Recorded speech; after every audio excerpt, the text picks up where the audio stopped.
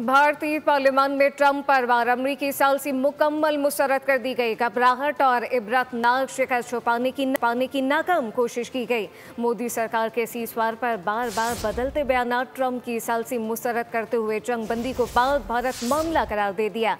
भारतीय पार्लियामान में ट्रंप पर वार किए गए अमरीकी सालिसी मुकम्मल तौर पर मुस्तरद कर दी। 19 मई को भारतीय पार्लियामान में पाक भारत सालिसी पर ट्रंप को आड़े हाथों ले लिया। पाक भारत जंगबंदी में अमेरिका का कोई किरदार नहीं।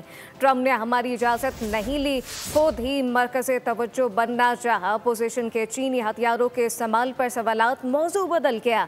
क्या मोदी सरकार ने अमरीकी मुदाखलत पर जानबूझकर आंखें बंद रखी? अगर मोदी को सालिसी पसंद नहीं थी तो चैलेंज क्यों ना किया? अपोजिशन का ये सवाल। भारतीय पार्लियामान में ट्रंप पर वार किए गए अमरीकी सालिसी मुस्तरद कर दी गई। घबराहट और इबरतनाक शिकस्त छुपाने की नाकाम कोशिश हुई। मोदी सरकार के सीज़फायर पर बार बार बदलते बयानात।